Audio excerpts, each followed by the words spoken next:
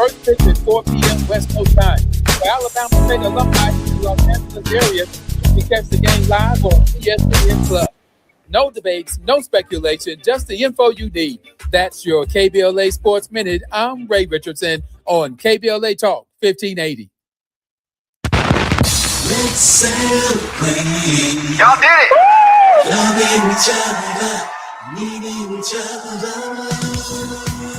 Hey, Los Angeles, KBLA Talk 1580 is turning 5, and we're celebrating in a big way. Oh my God! Join us Friday, June 19th, Juneteenth, 4 to 7 p.m. at the Beehive for our 5th anniversary bash and Juneteenth celebration.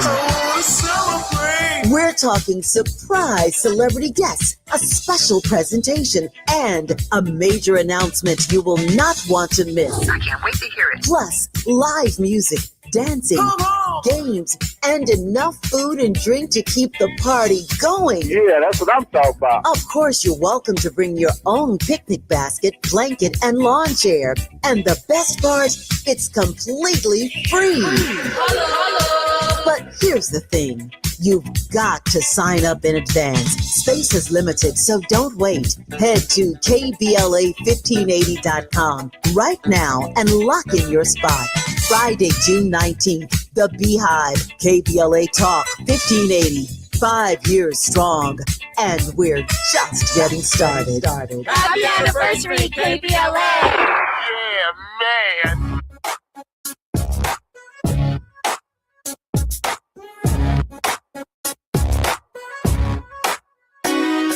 The Jesse Jackson Jr. Show.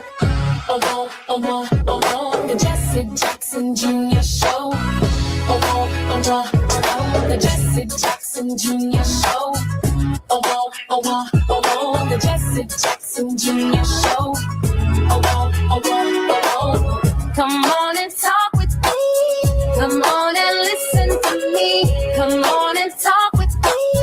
Come on and listen to me. KBLA, Talk 1580, download the app.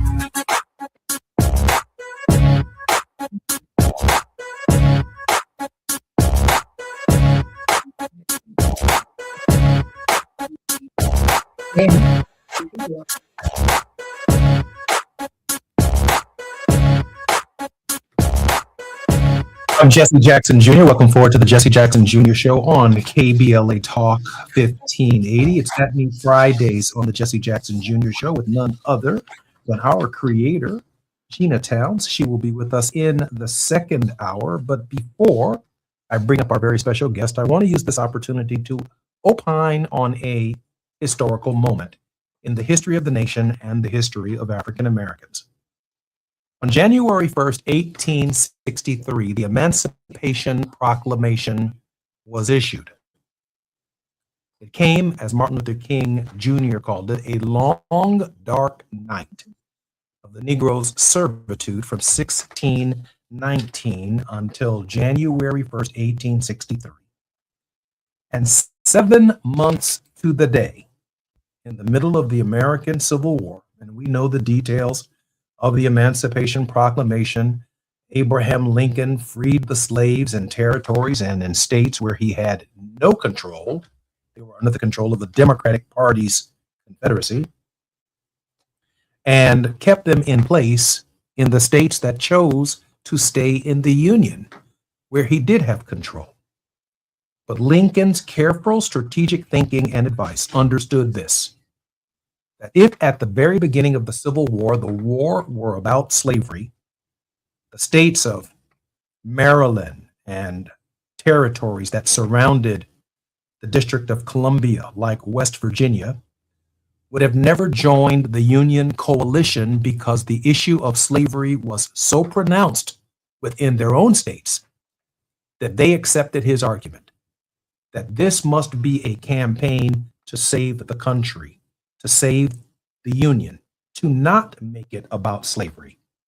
But at the appropriate time during the war, once those states and territories committed themselves to Lincoln's agenda, at the appropriate time, recognizing that those in the North would understand the war would not end until the issue of slavery was resolved, they too then committed themselves to the idea of the emancipation of the Negro.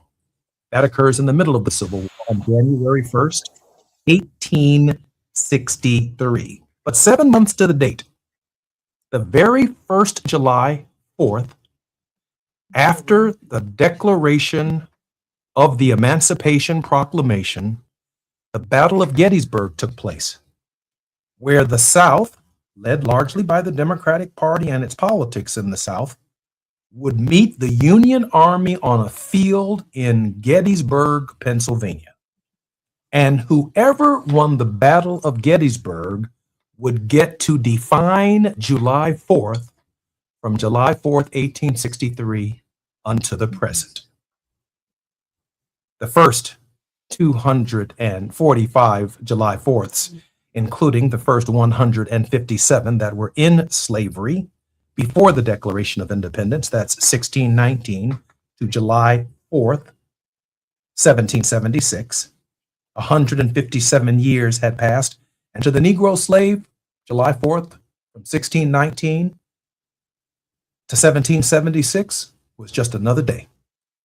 And then, of course, the Declaration of Independence, July 4th, 1776. And for the next 88 years, July 4th was just another day until the Battle of Gettysburg.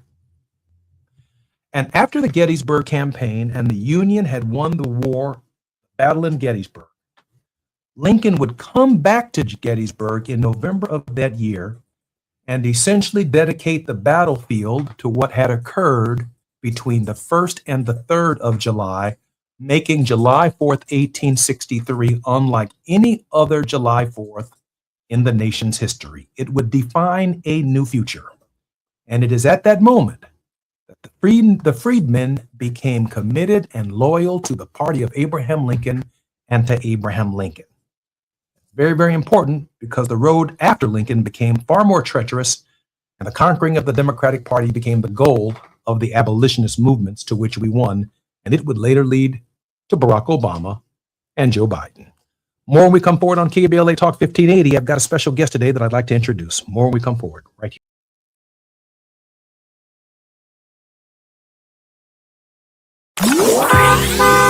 It's afternoon drive time with Jesse Jackson Jr. Only on KBLA Talk 1580. Let's celebrate. Y'all did it! Loving each other, needing each other. Hey, Los Angeles, KBLA Talk 1580 is turning 5, and we're celebrating in a big way. Oh my God! Join us Friday, June 19th, Juneteenth, 4 to 7 p.m. at the Beehive for our 5th anniversary bash and Juneteenth celebration. We're talking surprise celebrity guests, a special presentation, and a major announcement you will not want to miss. I can't wait to hear it. Plus, live music, dancing, games, and enough food and drink to keep the party going. Yeah, that's what I'm talking about. Of course, you're welcome to bring your own picnic basket, blanket, and lawn chair. And the best part, it's completely free. But here's the thing. You've got to sign up in advance. Space is limited, so don't wait. Head to KBLA1580.com right now and lock in your spot. Friday, June 19th, the Beehive, KBLA Talk 1580.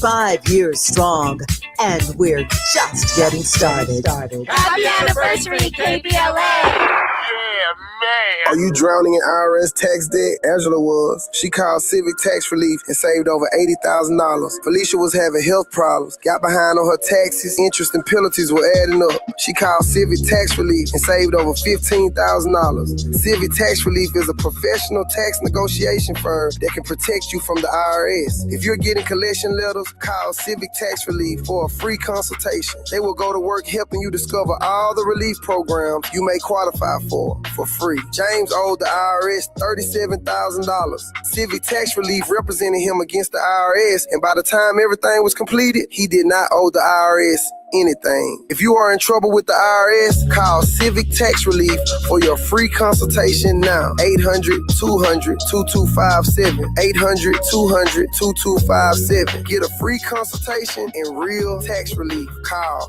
800-200-2257. 800-200-2257. The joint will be jumping.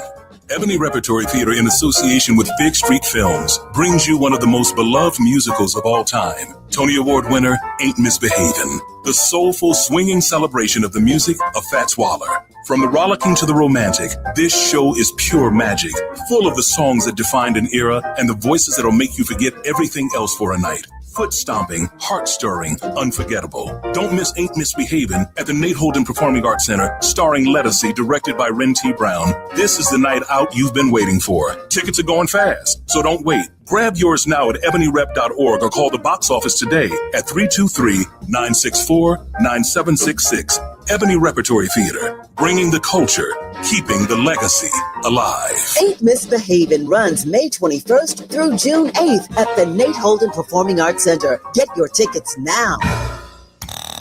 Now back to more of Jesse Jackson Jr. on KBLA Talk 1580. The Jesse Jackson Jr. Show. The Jesse Jackson Jr. Show. The Jesse Jackson Jr. Show. The Jesse Jackson Jr. Show. King Quality drop the beat. Come on and talk with me. Come on and listen to the beat. Come on and talk with me. Come on and listen to the beat. KBLA Talk 1580. Download the app. The Jesse Jackson Jr. Show on KBLA Talk 1580. Our very special guest in this hour is Anthony Collier. Anthony Collier is the elections director of the Harris County Democratic Party, the third largest county in the nation. He leads voter protection efforts, oversees the candidate filing process, recruits and trains poll watchers, and manages over 1,000 election workers who staff the polls. He previously served as the director of criminal justice for the National Urban League and as an aide to the late Congresswoman Sheila Jackson Lee, whom I had the great privilege of serving with for 17 years. Anthony graduated from the University of Texas School of Law in Austin, serving as the student body president of the 54th and the 54th chairman and CEO of the National Black Law Students Association. In addition to receiving his Juris Doctorate, Anthony studied law and economics at Cairo University in Egypt and graduated magna cum laude from Texas Southern University with a BA in political science. Mr. Collier, welcome forward to the Jesse Jackson Jr. Show. Thanks for having me. I appreciate it. Mr. Collier, let me ask you a question. As the director of the Harris County Democratic Party, the third largest county in the nation, you offer an insight into more than 3,000 similar directors in every county in the United States where there is a Democratic Party who essentially performs the same function that I just outlined in your biography. Share with us what that function is, and in the present and current political climate, from your perspective, how difficult and challenging will it be for such a time as this? It's a great question. So as elections director for Harris County Democratic Party, I oversee the entire elections process. And so every polling location has a presiding judge and then 6 to 10 clerks. These are the people who, when you come in, process your ballot and ensure that your vote counts. So it's over 1,000 election workers in the county the size of Harris County, which is larger than most states. But in addition to that, I oversee our voter protection team. So I have a team of about 5 attorneys voter protection attorneys in case we need to file an injunction to keep the polls open, in case any of our voters are experiencing voter suppression, we have to file a lawsuit, or in case we need to go and observe voter intimidation at a polling site. We also have poll watchers, so I had to recruit and train and organize over 50 poll monitors to go into these polls in case we see issues. And we have seen issues, like we've seen ICE at polling locations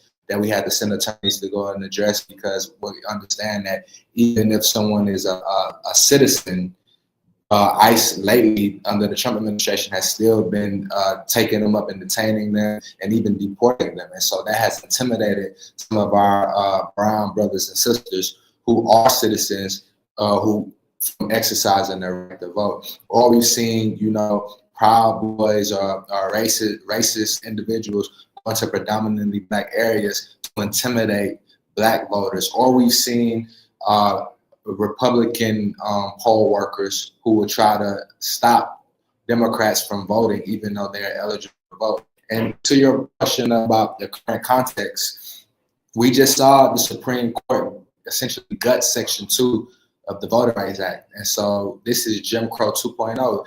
Section 2, for the readers who may not be familiar, is the reason why we have representation in Congress, but not only in Congress, why we have state representatives, why we have city council members. It protects what we call single member districts, because before Section 2 of the Voting Rights Act, a lot of the times everyone was just elected at large. And so only wealthy white men were able to serve. But because of Section 2, we'll have, like, in your city, there might be a predominantly Black area. They get the vote on who represents them in city council. They get the vote on who represents them in the state legislature, and they get the vote on who is going to be their member of Congress. All of that is in jeopardy now because of Section 2. So we have to ensure that we get the vote out in November so that we can take back the House and the Senate and pass the John Lewis Voting Rights Act so that we can enshrine Section 2 of the Voting Rights Act and put a check on this road to the Supreme Court. Mr. Collier, let me ask this question. There are approximately, I think I'm right on this number, 254 counties in the state of Texas. Yes, sir. So you're providing for us an insight into the infrastructure of the Democratic Party in a state, that there is someone in every county who performs a similar function for you and for us in the county, in 250 counties across the state of Texas. Yes, sir. That's correct. There are more than 3,000, I believe 300, maybe 3,600 counties across the entire United States. And ideally within the Democratic Party, that means there's somewhere between 3,500 maybe and 3,600 individuals who perform your function in each of these counties within each of the 50 states to perform this very unique function in terms of the Democratic Party and its infrastructure itself. Yes, sir. Mr. Collier, what are your concerns about some of the rhetoric that you're hearing coming out of Washington with respect to federal encroachment, involvement, poll monitoring, ICE agents, or, if you will, the Department of Justice serving as an arm of the President of the United States without a civil rights division, I might add, and the possibility of those outside federal forces in a place like Texas seen as outside interference, not necessarily on behalf of the freedmen and freedwomen, but on behalf of Mr. Trump and his policies? Well, the Trump administration and the Republican Party see the writing on the wall. They're seeing the historic turnout of Democrats in these primaries. They understand that they're at risk of losing the House and the Senate. And so they are prepared to cheat. Like, they're trying to set the stage.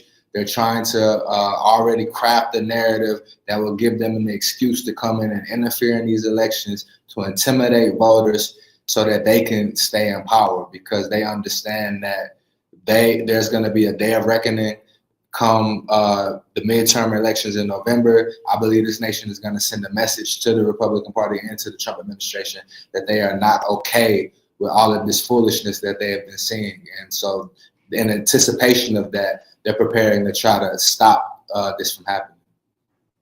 Now, right here on this radio show, and of course, right here on KBLA Talk 1580, a station owned by Tavis Smiley, where we host a number of progressive activists from all over the country. In fact, many from around the world as well, but specifically to the midterms and to the U.S. election. Again, 254 people in the Democratic Party in the state of Texas perform your function in each of the 254 counties.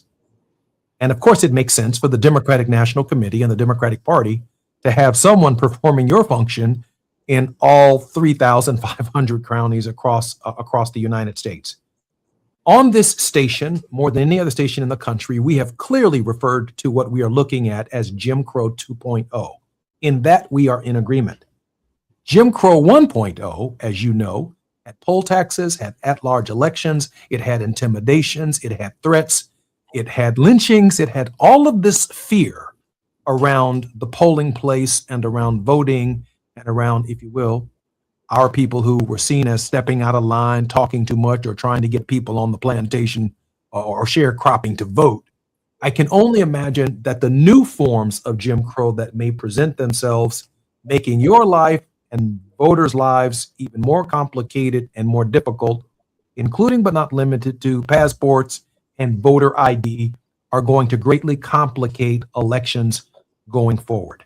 Share with us how you are preparing, particularly as a lawyer and one who organizes lawyers for these purposes. How are you going to help protect the vote in the one county that you represent, and why all Democratic directors of the Democratic Party have to give reflection to your answer? And you're absolutely right about the history of this. This is Jim Crow 2.0 is Jim Crow who has gone and graduated from law school. It's just as racist, but they're a lot more cunning and more sophisticated. They put a tie, they exchange their robes for suits and ties, right? And so, like this, for example, this latest Supreme Court ruling has essentially said that if the Republican Party wants to racially discriminate, all they have to do is say it's a partisan gerrymander and not a racial gerrymander, and then there's nothing we can do about it, which is ridiculous. But we've always seen the courts used to roll back, progress. And in some instances, it's worse now than before. Not the brutality of it, but the way to fight it. It's like the brother in Louisiana who was just drawn out of his seat. He said that if they tell me I have to run a certain distance, I can do that. If they tell me I have to a certain height, I can do that. But if they tell me I have to be white in order to be elected to Congress in Louisiana, there's nothing I can do about that. And so as far as how we're preparing for it, we have been proactively meeting with other leaders. We're planning meetings with lawyers from other, organizations to come together, and so that as soon as the legislative session convenes in January, if they try to pass the map, we can sue immediately. But also, it's not all going to be done in the court. Yes, Thurgood Marshall did do excellent work as a civil rights attorney, but it wasn't just that. It was leaders like the Reverend Jesse Jackson, leaders like Dr. Martin Luther King Jr., and Medgar Evers, and some of the sisters who took it to the streets, who made their voice heard, who had to shift the court of public opinion and put pressure on these lawmakers to do the right thing. And that's what it's going to take now. It's never just done on one front. We have to fight on all fronts. We might have to put our marching shoes back on and get back in the streets like our parents and our grandparents did to fight for what's rightfully ours. Mr. Director, let me, first of all, I appreciate that answer. And there's nothing that you've said today that I haven't argued on the radio show or that I disagree with. I agree with everything you've said. So let me ask this question. Have the more than 3,000 directors of county Democratic parties come together on any kind of communication that lets them share notes on what we could be looking at in the general election? And I know I'm asking this question about the general election because all 3,000 counties vote on the same day in the general election to determine the outcome of not only the national, but many state legislatures as well. But it appears to me that once Donald Trump, for example, sent ICE into California, we had a good idea of what was coming to Chicago by the time it got here. And then DC got a good feel for it. And then New York got a good feel for it. And then the threats to Philadelphia and other municipalities around the country got a good feel for it. I'm trying to glean some insight from you on what you have experienced that other counties who are listening and paying attention to elections in the primary processes that have already taken place. In what ways have they shown their hands in the present that draws your concern as we play leapfrog with the information? What are you passing on to other county directors should they call you and make the inquiry? That's an excellent question, and it's a great idea too. Now, short answer is, from my understanding, we haven't been coordinated nationally, but we absolutely should. But I will say this: under the leadership of the current chair of the Harris County Democratic Party, she has been in contact with the other party chairs in the state of Texas, so that we're all on one accord. And from my understanding, that's the first time I've seen that done. So she has been doing that on the state level, which is brilliant. But you're right, we got to take the show on the road and do this on a national level so that we can all be on one accord. And there are some things going on in Texas that other states should be aware of. We're not getting the brutality of it because Texas is technically a red state, is really a non-voting state. If everybody got out the vote, Texas will flip. And I think Tallarico has a great chance of beating Paxton in the general election for the U.S. Senate. But that's another story. But as far as what we've seen here, people should look out for, in Dallas County, where Jasmine Crockett is based, and she was running for the U.S. Senate against Tallarico, and in Williamson County, where Tallarico lives, we've seen we've seen them strip countywide voting and cause mass confusion. But we could talk more about that, I guess, when we come forward. I'm Jesse Jackson Jr., listening to the Jesse Jackson Jr. Show. We're getting the insights of what's taking place in counties around the country from Anthony Collier, the director of the Harris County Democratic Party, the third largest county in the nation. More when we come forward right here on KBLA Talk 1580.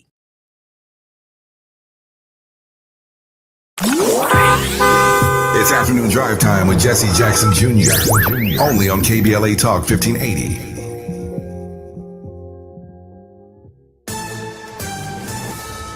I'm Amber Payton with BIN News Now. Black Chicago Mayor Brandon Johnson says he's pleased after meeting with Pope Leo XIV in Vatican City. I was able to say that, Chicago is strong.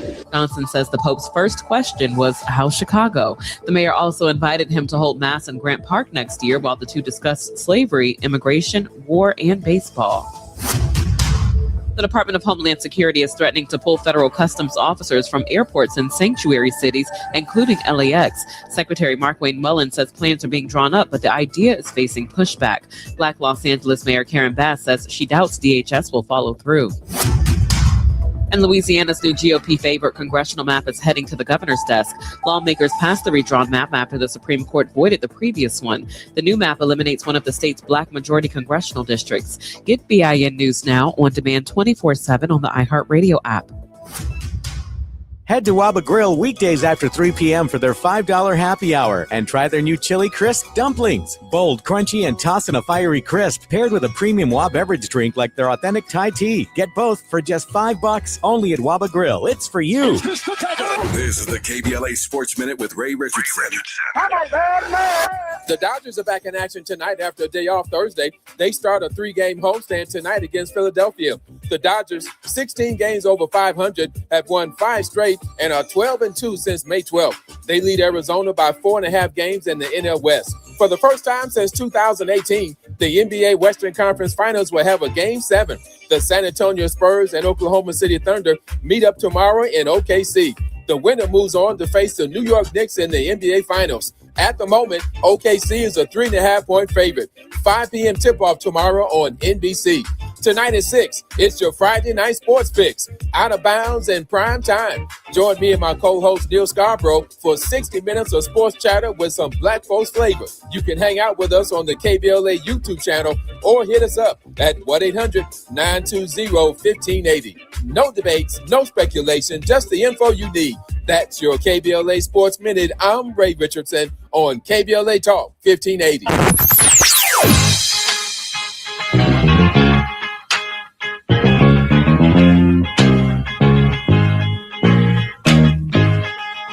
This is KBLA Talk 1580. Talk radio. That's music to your ears.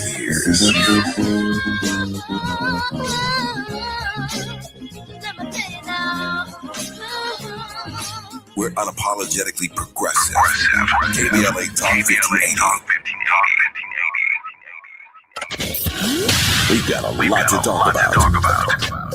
Hi, I'm Zoe Williams, aka the Voice of Reason, encouraging you to join me weekdays from 7 to 9 p.m. for the world's most intriguing relationship radio roundtable. Every night, I facilitate and encourage our loyal listeners to participate in the most engaging relationship discussions you'll hear anywhere. So make it a point to rendezvous with me, Zoe Williams, the Voice of Reason, Monday through Friday, 7 to 9 p.m. Pacific Standard Time. Trust me, your relationships will never be the same. The VOR is on fire tonight. Unapologetically progressive. KBLA Talk 1580. We've got your black. Let's be real. For too long, too many of our students have sat in overcrowded classrooms in underfunded public schools. But as head of the San Diego School Board, Richard Barrera changed that. Under Barrera's leadership, student literacy rose from the state average all the way to number 1 among major urban school districts. Barrera led the way for smaller classrooms and for teachers to be paid what they're worth. Barrera funded more counselors and mental health services, and community schools that teach real-world skills for future jobs. A community organizer who became an education leader to fight for our kids. The only candidate for State Superintendent of Public Instruction. Backed by the 310,000 classroom educators of the California Teachers Association. Vote Democrat Richard Barrera for State Superintendent. Ad paid for by California Teachers Association Independent Expenditure Committee. Not authorized by a candidate or committee controlled by a candidate. Zach Sokoloff is the only Democrat running for city controller. He is a lifelong Democrat and is endorsed by the California Democratic Party and LA County Democratic Party. Zach taught at Jordan High School in Watts and created a jobs training program to build career pathways for young people. He's fought for equity and justice and will continue that fight as city controller. Vote Democrat. Vote Zach Sokoloff for LA City Controller by June 2nd. Paid for by Zach Sokoloff for Controller 2026. Additional info available at ethics.lacity.gov. Don't wait until Election Day to vote. You have several easy, convenient options to make your voice heard. Vote early at any of the official ballot drop boxes or vote in person. Visit plan.lavote.gov to learn more. Brought to you by the Los Angeles County Registrar. In a world full of noise, one station keeps it real. KBLA Talk 1580, where the conversation goes deeper, the voices sound like yours, and the issues that matter most to our community take center stage. Progressive, powerful, unapologetically us. Whether you're driving through this city or tuning in from your home or office, join the public square. KBLA Talk 1580. Your home for talk that enlightens, encourages, and empowers. Listen live on our free KBLA 1580 app, on our website at KBLA1580.com, or on your radio dial at 1580 AM. Unapologetically progressive. You're listening to Jesse Jackson Jr. on KBLA Talk 1580. The Jesse Jackson Jr. Show. The Jesse Jackson Jr. Show. Jesse Jackson Jr. Show. The Jesse Jackson Jr. Show. King Folly drops the beat. Come on and talk with me. Come on and listen to me. Come on and talk with me. Come on and listen to me. KBLA Talk 1580.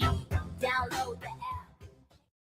Jesse Jackson Jr., listening to the Jesse Jackson Jr. Show on KBLA Talk 1580. In the next hour, Reflectivity with Miss Gina Towns. We're having a family affair with Joy Wheatfall, Joya Melvin, and Dr. Earl Wheatfall, one of our very special guests, who is amazing professor and thinker who offers profound insights. We're going to have a generational conversation in the next hour, but in this hour, I'm particularly honored that Anthony Collier, director of the Harris County Democratic Party, the third largest county in the nation, is our very special guest. He previously served as the Director of Criminal Justice for the National Urban League, was an assistant to Sheila Jackson Lee. He graduated from the University of Texas Law School in Austin, was the 54th chairman and CEO of the National Black Law Students Association, and is very active in securing and protecting the vote in the upcoming midterms and general elections. Mr. Collier, grateful for your service. Welcome forward to the Jesse Jackson Jr. Show. Thankful to be back and honored. Thank you for having me. Anthony, I was a member of the Democratic National Committee after my introduction to my father at the Democratic Convention in Atlanta, Georgia in 1988. And I served on the Democratic National Committee until 2012, including the 17 years that I served in the Congress of the United States. And I'm wondering, because when the DNC meets, all of the county chair, all of the state chairmen are there. So all 50 are usually represented, and maybe more, including the territories. But I don't ever think we've had a DNC meeting where more than 3,000 county directors showed up, which would be a mini convention, by the way, if 3,000 county directors showed up. People who are there where the rubber meets the road in terms of election security. I woke up this morning and I read the newspaper, and in the newspaper it said that the Secretary of Transportation, the Department of Homeland Security, and the President of the United States were coming up with some kind of scheme to deny large municipalities like Chicago, I assume Philadelphia, maybe New York, maybe Houston, maybe Dallas, Los Angeles, San Francisco, and other cities that have international airports, to deny international airport access to those cities until such time as they change their sanctuary policies. And all of this is occurring in the context of the midterm elections and maybe even the general election. I can only imagine that by cutting immigrants who are here legally, as well as Americans who are here legally, who come from different parts of the country, who have family members abroad, that they will suddenly lose access to them, and the fear that that will engender to those communities that might have serious opposition to the way in which the administration and the government is presently functioning, that it would discourage them from a confrontation at the polling place, which is normally a non-violent civic responsibility that we take when we go and vote. It just seems that shutting down international travel in these communities, disconnecting us from the global economy and global access, it too is a form of Jim Crow 2.0 in a scale and in a way that we have never seen before. I can only imagine that this issue also complicates what the county directors are going to experience as well. Every airport in the nation is in a county somewhere. Mr. Director? Yeah, I think you're spot on. I think your instincts are correct. It would be great if all of the election directors or directors of the many counties would convene. I think that the DNC could use visionary leadership like yours to implement some of those ideas. I think that's a great idea. We do need to keep our head on the swivel, and we can't put anything past the Trump administration or the GOP, because they've shown that they will go through whatever lengths to amass and to maintain power to the detriment of the working class and the Black community. Mr. Collier, I recently ran for Congress in the 2nd Congressional District, an honor that I had for 17 years to serve. I was unsuccessful in my campaign. We did register 2,000 new people to vote, but my experience and some of the reading that I have been doing with respect to various articles that have been written is that the Democratic Party itself is not registering voters quite like it used to, certainly not during the era of Jesse Jackson or the era of Barack Obama. Have you experienced any uptick in voter registration, not just voter participation, but voter registration to offset any kind of negative for us? I have not seen that on a national level. MAGA in this.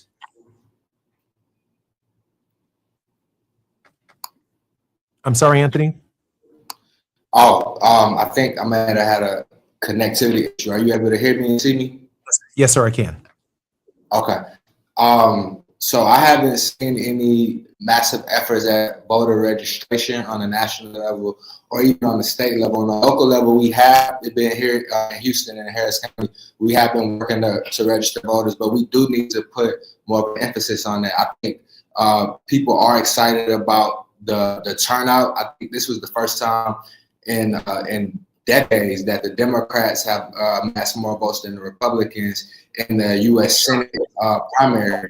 And so, but we do need to take full advantage of this energy, not just rely on the turnout, but also register more people to vote so it can be more sustainable and a more long-lasting wave that we can ride.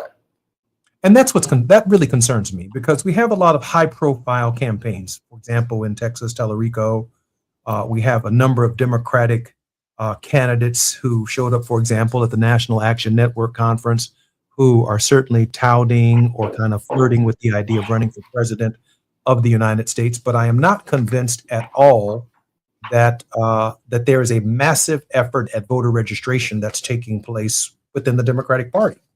In fact, I'm profoundly concerned about the absence of voter registration in the Democratic Party. And if Anthony Collier is one of 3,500 county directors of the Democratic Party, as central as Texas is to the nation's politics. Remember, it was Governor Abbott of Texas who sent immigrants to the city of New York, to Philadelphia, and to the city of Chicago.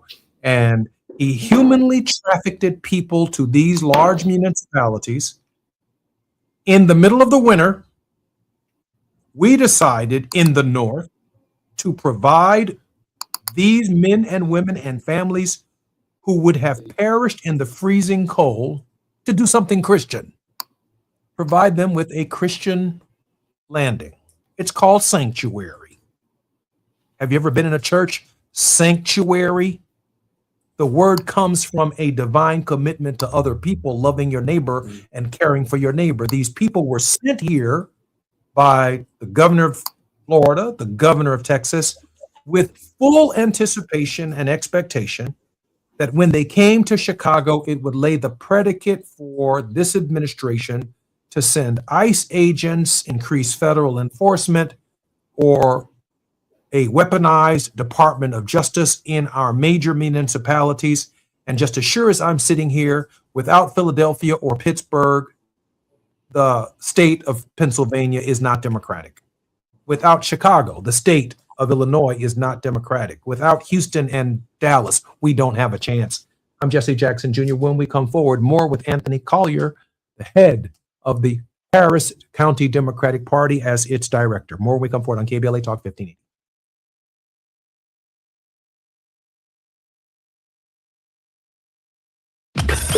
While you're stuck in traffic, we can at least bring you up to speed on the news of the day. You're listening to Jesse Jackson Jr. only on KBLA Talk 1580.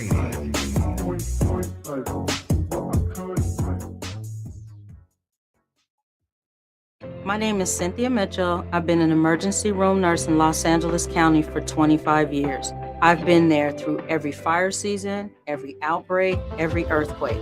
Every time Los Angeles needed us, the doctors and nurses of Los Angeles County showed up. And right now, I'm seeing another disaster coming.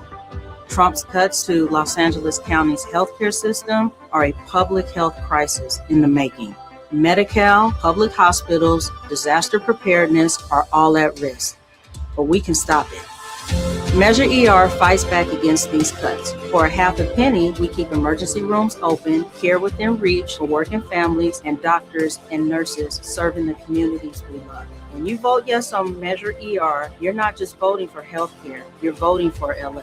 Vote yes on Measure ER by June 2nd. Ad paid for by Yes on ER, Restore Healthcare for Angelenos, sponsored by St. John's Community Health and Health Justice Action Fund. Ad committee top funder, St. John's Community Health. Are you still pouring gallons and gallons of water into a thirsty lawn that never seems to get enough water? LADWP has a special offer for a free water-saving front yard refresh available to eligible LADWP residential customers. LADWP handles all the work. including lawn removal, installing an efficient irrigation system, and planting beautiful California-friendly plants. Save water and lower your bill with a free front yard refresh. See if you qualify at ladwp.com/LEAP. That's ladwp.com/LEAP. Let's be real. For too long, too many of our students have sat in overcrowded classrooms in underfunded public schools. But as head of the San Diego School Board, Richard Barrera changed that. Under Barrera's leadership, student literacy rose from the state average all the way to #1 among major urban school districts. Barrera led the way for smaller classrooms and for teachers to be paid what they're worth. Barrera funded more counselors and mental health services, and community schools that teach real-world skills for future jobs. A community organizer who became an education leader to fight for our kids. The only candidate for State Superintendent of Public Instruction, Backed by the 310,000 classroom educators of the California Teachers Association. Vote Democrat Richard Barrera for State Superintendent. Ad paid for by California Teachers Association Independent Expenditure Committee, not authorized by a candidate or committee controlled by a candidate. Hear that? That's the sound of your life.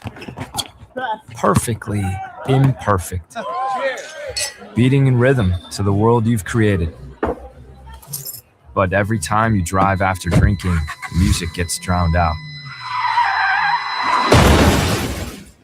Your life sounds pretty great. Don't let a buzz ruin it. Buzz driving is drunk driving. Don't drive buzzed. A message from NHTSA and the Ad Council. It's never too early to start talking about money in realistic ways with your kids. JP Morgan Chase navigates how to educate your kids now about creating long-lasting, healthy money habits. Whether your kids are in elementary school, high school, or college, now is a great time to start a conversation about ways to create healthy money habits as they grow, ultimately benefiting their financial future. Talking about money in a realistic way to support your kids' lifestyle and dreams, your first banking account geared towards high school or college. It's never too early. Explaining the basics, what you earn and what you spend, building financial confidence starts with getting organized. Learning and practicing vital money skills now will stay with them for life. Tools they will have to stay on top of their finances and achieve their goals. This segment is sponsored by JP Morgan Chase.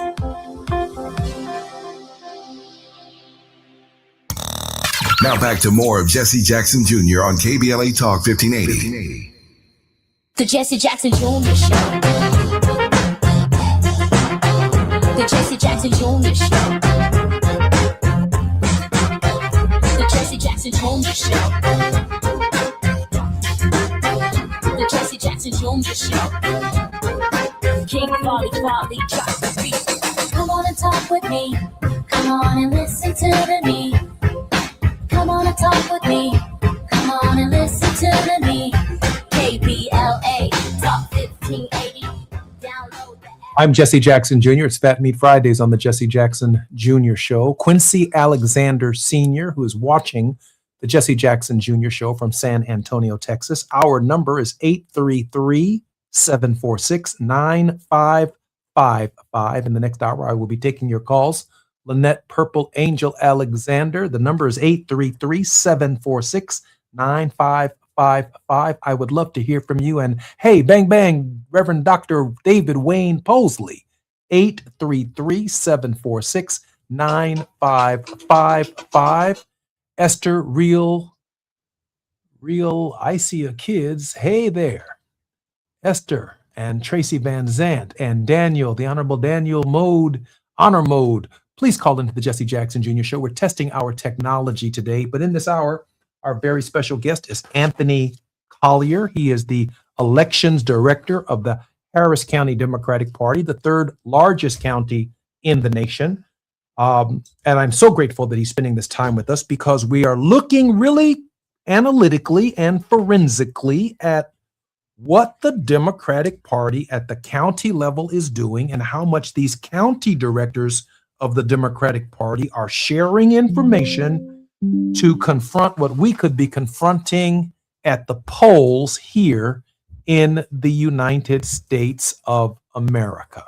I'm very excited that Anthony is our very special guest. Anthony, welcome forward to the Jesse Jackson Jr. Show on KBLA Talk 1580. Thank you. Glad to be back.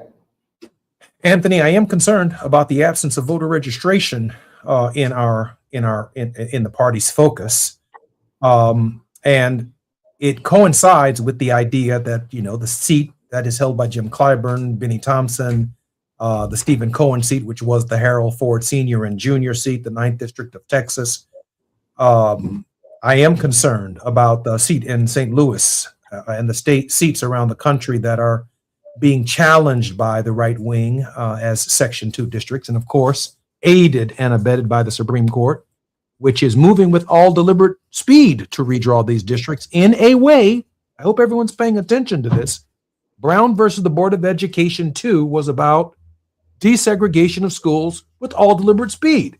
We have never seen the desegregation of schools with all deliberate speed, but now we are looking at what all deliberate speed really means. Tear apart a congressional district, a state representative district, a state senatorial district, a dog catcher district, a school board district as quickly as humanly possible before or even while an election is taking place. That's what all deliberate speed means. It was just never applied to the schools. Anthony, the court, as a lawyer, you know what these double standards mean and what they represent. We haven't seen this kind of attack on African Americans and African American history, minority, Asians, and others since the end of First Reconstruction. Absolutely. It's egregious and it's terrible. And some other seats, we just saw Congressman Al Green, who is the activist and a great man, was drawn out of his seat for daring to challenge Donald Trump, right? By filing articles of impeachment and by standing up and saying he didn't have a mandate to remove health care. And so Trump called up the Speaker of the Texas House and the governor and said, I want 5 Republican seats to go out of there. In addition to drawing Al Green out, they drew Jasmine Crockett out as well. This is why Congressman Al Green had to run against the new Congressman Christian Menifee and the new CD 18 because they drew him out of CD 9 and Menifee won and he's out. This is why Jasmine Crockett ran for U.S. Senate because they drew her out of her seat. So we just lost 2 members of the Black Caucus. One, a historic legend. The second, a rising star, a young a woman with a huge platform. And they're both gone because the Supreme Court is not checking this racism. And to your point about the double standards, when the Supreme, and I'm so excited about this, when the Supreme Court ruled on the Texas maps, right? Because we sued, of course, immediately to stop them from drawing these 5 Republican maps and drawing out Congressman Al Green and drawing out Jasmine Crockett. And we won in the lower court. The Supreme Court came in and reprimanded the lower court and said, you cannot make this big of a change this close to an election. And so we're not going to stop these maps because the election is 4 months away, right? But then in Louisiana, they ruled that they could do it during voting. They're not even trying to hide it. It's blatant corruption, hypocrisy, and racism. No doubt about it. And I'm so grateful that I think there are 3,500 other county chairmen within the Democratic Party where our interests have vested since Gettysburg that matter to our future in the political party. We know that we are not in or of the party of Lincoln of yesteryear. We have worked hard to fight Dixie, to fight Dixiecrats, to regain control of the moral authority of this nation.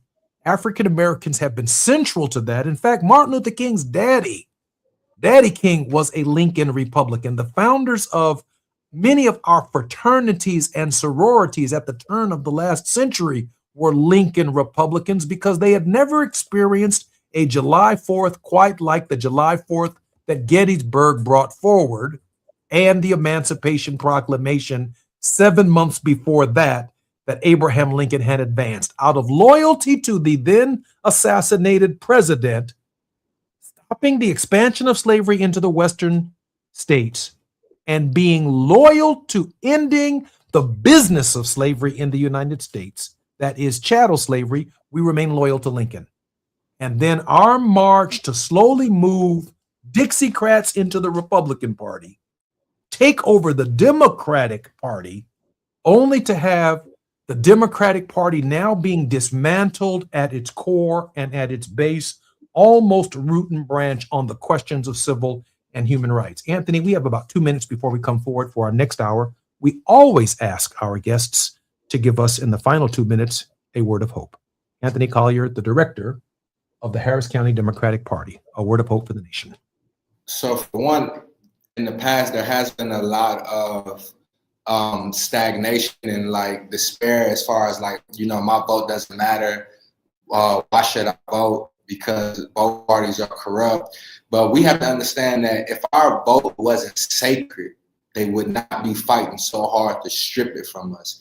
And we've come too far, right? We've seen people beaten and murdered, people who have died for us to have this right. And they won, right? They won, but the fight doesn't stop, right? We cannot take our foot off the gas. After we get a victory, we got to prepare for the next wave, because the forces of darkness are not going to stop, so we can't stop either. Every generation has to take the mantle and has to stand and fight for our people. We can't just rest on the laurels of what Reverend Jesse Jackson did, or even what Congressman Jesse Jackson is doing. We have to get into the fight as well. We have to support our leaders and our elders and be on a united front. And we can win. We've done it before. We beat Jim Crow in the past. We're going to beat Jim Crow again, but we have to fight. Anthony, I'm so grateful that you spent time with us this hour on the Jesse Jackson Jr. Show. I wish you the best of luck in your efforts to help strengthen our democracy, to save the republic. And I look forward to your return to the Jesse Jackson Jr. Show. Thank you, sir. I'm Jesse Jackson Jr. More with the Wheatfall family, 833-746-9555, 833-746-9555. I'm also looking forward to Gina Towns, the director and creator of our program, as well as your calls. More when we come forward on KBLA Talk 1580. KBLA 1580 Santa Monica. I'm Amber Payton with BIN News Now. Black Chicago Mayor Brandon Johnson says he's pleased after meeting with Pope Leo XIV in Vatican City. I was able to say that, Chicago is strong. Johnson says the Pope's first question was, how's Chicago? The mayor also invited him to hold Mass in Grant Park next year while the two discussed slavery, immigration, war, and baseball. The Department of Homeland Security is threatening to pull federal customs officers from airports in sanctuary cities, including LAX. Secretary Markwayne Mullin says plans are being drawn up, but the idea is facing pushback. Black Los Angeles Mayor Karen Bass says she doubts DHS will follow through.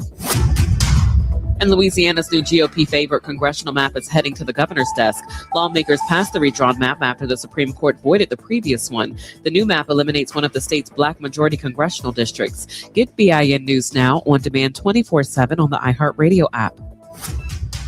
Head to Waba Grill weekdays after 3 p.m. for their $5 happy hour and try their new chili crisp dumplings. Bold, crunchy, and toss in a fiery crisp paired with a premium Waba beverage drink like their authentic Thai tea. Get both for just $5 only at Waba Grill. It's for you. This is the KBLA Sports Minute with Ray Richardson. The Dodgers are back in action tonight after a day off Thursday. They start a 3-game homestand tonight against Philadelphia. The Dodgers, 16 games over 500, have won 5 straight and are 12-2 since May 12th. They lead Arizona by 4.5 games in the NL West. For the first time since 2018, the NBA Western Conference Finals will have a Game 7. The San Antonio Spurs and Oklahoma City Thunder meet up tomorrow in OKC. The winner moves on to face the New York Knicks in the NBA Finals. At the moment, OKC is a 3.5-point favorite. 5 p.m. tip-off tomorrow on NBC. Tonight at 6, it's your Friday night sports fix. Out of bounds in prime time. Join me and my co-host Neil Scarborough for 60 minutes of sports chatter with some black folks flavor. You can hang out with us on the KBLA YouTube channel or hit us up at 1-800-920-1580. No debates, no speculation, just the info you need. That's your KBLA Sports Minute. I'm Ray Richardson on KBLA Talk 1580. Let's celebrate. Y'all did it. Loving each other, needing each other. Hey, Los Angeles, KBLA Talk 1580 is turning 5, and we're celebrating in a big way. Oh my God! Join us Friday, June 19th, Juneteenth, 4 to 7 p.m. at the Beehive for our 5th anniversary bash and Juneteenth celebration.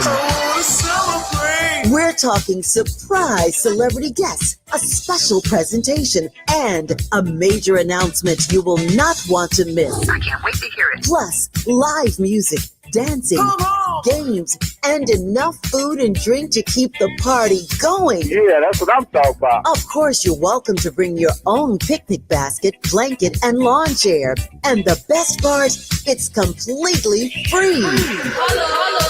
But here's the thing. You've got to sign up in advance. Space is limited, so don't wait. Head to KBLA1580.com right now and lock in your spot.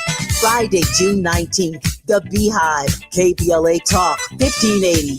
5 years strong, and we're just getting started. Happy anniversary, KBLA! Yeah, man.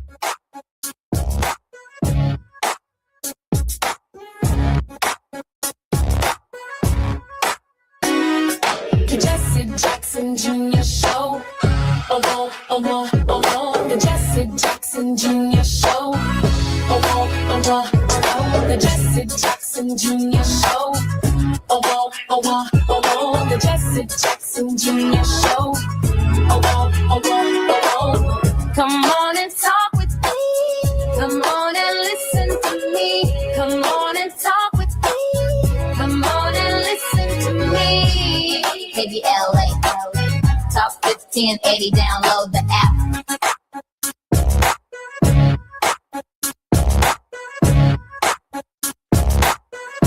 I'm Jesse Jackson Jr. Welcome forward to the Jesse Jackson Jr. Show. It's Fat Meat Fridays on the Jesse Jackson Jr. Show.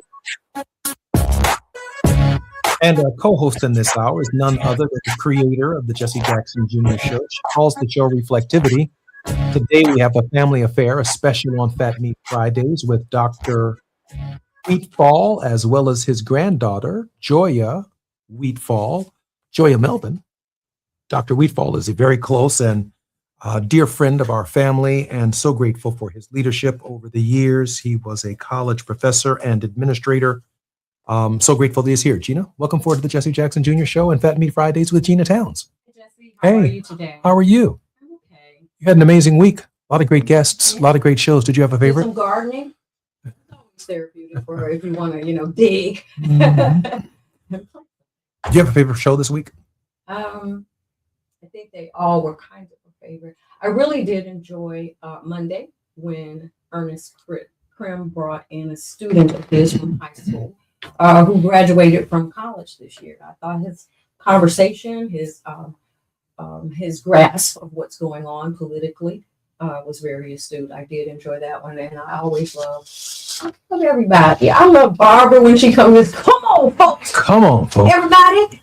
Come on, folks. We've got Wilmer and Todd, and then of course Atiba gave us. And his T-shirt, is always quite inviting. Mhm. Midterms effing matter. Yeah, they do. They do. So I really did appreciate your opine. And it's amazing. I appreciate that. It's amazing news this week. The NAACP boycott has begun. I'd love to hear Dr. Wheatfall's take on that, how it's being received by both his generation and his granddaughter's generation. I thought that was a fascinating show. Donald Trump's continual looting of the U.S. government and the Treasury of the United States, various schemes becoming all too more apparent, very discouraging. And his vitriolic campaign against E. Jean Carroll and many others just continues. We've never seen anything quite like that. The weaponization of the government itself under the leadership of the current administration. With that said, Gina, why don't we bring our guests forward? Dr. Wheatfall? Hello, how you doing, Jesse? How are you, sir? I'd love you to lower your camera a little bit so we can get you good and square. Lower. Oh, here That's we it are. right there. That's right there. I want the whole world to see you. And hi, Joya. How are you? Hi, how are you all doing? Great. Welcome forward to Fat Meat Fridays on the Jesse Jackson Jr. Show. You are all over the country. I should share with you that we have gotten listeners from South Africa, San Antonio, Texas, Philadelphia, Pennsylvania, obviously in Los Angeles, California, and the city of Chicago. So you are very much part of a national audience broadcasting live. Also on the 405, the 101, the 5, the 10, the 118, and the 110 in Los Angeles, California, which all of those highways seem to suggest the whole world kind of gathers there on the West Coast. Joya, welcome forward to the show. Dr. Wheatfall, you've been a regular contributor, and I'm so grateful that you're here. I know that we have about 3 minutes before we come forward. And Joya, just before we allow you the opportunity to participate, Dr. Wheatfall, can we start with your thoughts on the NAACP's idea that we need to look real closely at athletes in the South and move them away from their participation in some of these big Division I schools? Yes, that is a very different kind of phenomenon because these big schools are controlling the NFL. As you know, we have very few students from our historical Black colleges who are selected into the pros, and we've got a number of outstanding athletes coming out of the South. But first, I want to express my family's condolences to your family because we haven't talked since your father transitioned. So we want to express our sincere prayers and hope that we continue as strong families do during these times of stress. I appreciate that very much. He loved him some Dr. Wheatfall. I want you to know that. He used to listen to the show and very much enjoyed your commentary. So thank you so much for that. I'll pass that on to my mother. And I loved when he come to town because he would bring out all of the best of us. Oh yeah, the Omegas, a woo for everybody, and he had to. He made us come out and work, and I think Jesse, making a little twist here. This situation with the NAACP and with our current environment being so confusing and so devastating, until this is a wake up call for us. We've got to come out. And we've got to have the kind of leadership that's going to bring the grassroots, all of us. Because when milk is, gas is $5 a gallon, milk is $5 a dozen, the eggs are $5 a dozen, and with the economy going like it's going, we have got to raise up and not stand for this. Every day, something is coming out new. Something is, it's almost unbelievable that it's coming out like it's coming out. So we've got to make we've got to go back to the streets. We got to do something to make this administration recognize that we can no longer tolerate this kind of abuse. I am very excited in this hour. I know that our time is up before we come forward, that we have a grandfather and a granddaughter, a generation within a family, to discuss many of these issues.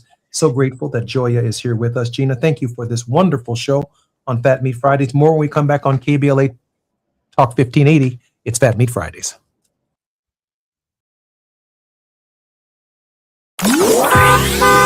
It's afternoon drive time with Jesse Jackson Jr. Only on KBLA Talk 1580.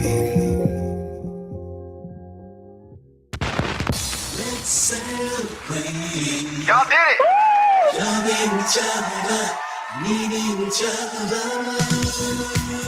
Hey, Los Angeles, KBLA Talk 1580 is turning 5, and we're celebrating in a big way. Oh my God! Join us Friday, June 19th, Juneteenth, 4 to 7 p.m. at the Beehive for our 5th anniversary bash and Juneteenth celebration.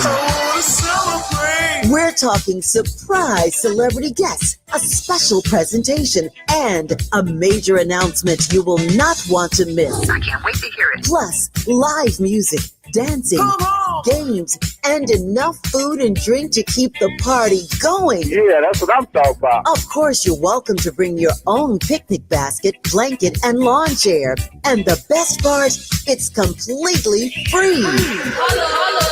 But here's the thing. You've got to sign up in advance. Space is limited, so don't wait. Head to KBLA1580.com right now and lock in your spot. Friday, June 19th, the Beehive, KBLA Talk 1580. 5 years strong, and we're just getting started. Happy anniversary, KBLA! Are you drowning in IRS tax debt? Angela was. She called Civic Tax Relief and saved over $80,000. Felicia was having health problems, got behind on her taxes, interest and penalties were adding up. She called Civic Tax Relief and saved over $15,000. Civic Tax Relief is a professional tax negotiation firm that can protect you from the IRS. If you're getting collection letters, call Civic Tax Relief for a free consultation. They will go to work helping you discover all the relief programs you may qualify for free. James owed the IRS $37,000. Civic Tax Relief represented him against the IRS, and by the time everything was completed, he did not owe the IRS anything. If you are in trouble with the IRS, call Civic Tax Relief for your free consultation now. 800-200-2257. 800-200-2257. Get a free consultation and real tax relief. Call 800-200-2257. 800-200-2257. The joint will be jumping. Ebony Repertory Theater, in association with Big Street Films, brings you one of the most beloved musicals of all time. Tony Award winner, Ain't Misbehavin'. The soulful, swinging celebration of the music of Fats Waller. From the rollicking to the romantic, this show is pure magic, full of the songs that defined an era and the voices that'll make you forget everything else for a night. Foot stomping, heart stirring, unforgettable. Don't miss Ain't Misbehavin' at the Nate Holden Performing Arts Center, starring Lettucey, directed by Ren T. Brown. This is the night out you've been waiting for. Tickets are going fast, so don't wait. Grab yours now at ebonyrep.org or call the box office today at 323-964-9766. Ebony Repertory Theater, bringing the culture, keeping the legacy alive. Ain't Misbehavin' runs May 21st through June 8th at the Nate Holden Performing Arts Center. Get your tickets now. Now back to more of Jesse Jackson Jr. on KBLA Talk 1580. The Jesse Jackson Jr. Show. The Jesse Jackson Jr. Show. The Jesse Jackson Jr. Show. The Jesse Jackson Jr. Show. King Volley, drop the beat. Come on and talk with me. Come on and listen to me. Come on and talk with me. Come on and listen to me. KBLA Talk 1580. Download the app. I'm Jesse Jackson Jr. Welcome forward to the Jesse Jackson Jr. Show on KBLA Talk 15 Hour. We're taking calls in this hour, 833-746-9555. That's 833-746-9555. It's a free call, toll-free call right here on the Jesse Jackson Jr. Show. Gina, we're going to have an intergenerational conversation in this, our longest segment. Ms. Towns, a moment for reflectivity. Well, reflecting, and certainly I thank Dr. Wheatfall for the comments that he's made. But I gotta ask you, Dr. Wheatfall, because you are one of those men for all seasons, and you have seen a lot. You've seen the transition, the fight, the struggle to get to the 2 decades where civil rights really were hard fought for. People lost their lives. And then you've also witnessed about 3 decades where affirmative action took hold. And, we now have your granddaughter and, of course, your daughter, who is along with me. And we reap the fruits of the work that has been done before us. And so what is your take? Like, how does it make you feel when you see this struggle at this point in your life? At this point, it's a very difficult situation because the fight was so long in the 60s and the 70s and the 80s to get the rights and get them wiped away that we fought so hard for. And now with the stroke of the pen, they're being challenged. I think about the DEI situation. I think about when I went to college, I was probably in graduate school, I was at the University of Virginia, I was very few minority students were there. Now we are faced with this same thing coming back. It's overwhelming. Every day there's something coming up that attack the lives of people of color. Yeah. So you do you have something else you want to say? I didn't mean to interrupt. Yeah, no, go ahead. Generational piece, of course. You have a daughter, Yes. obviously joyous. Yes. And so, I mean, we are a generation who fought for and marched for in our own right, Nelson Mandela to be freed. And we saw Jesse Jackson run for president. We saw things in particular viewpoint that all things were possible if you believe. And so it really is curious to me. And Joya, if before you answer this question, if you would introduce yourself and tell us a little bit about yourself and where you are and where you've come from on your journey, that would be great, because it has to be very interesting to have grown up with President Obama, a mom and a grandfather and a grandmother who have been so progressive, who are so on top of everything, and to be grounded in such a background, and then to see what's going on right now. What is it that you see that you can share with us about what your generation thinks? Right. I think it's important what Granddad said. Like when you were in college, you were experiencing those same hardships, and then now when I was at Spelman, I think it was maybe my sophomore year, is when affirmative action in colleges was overturned.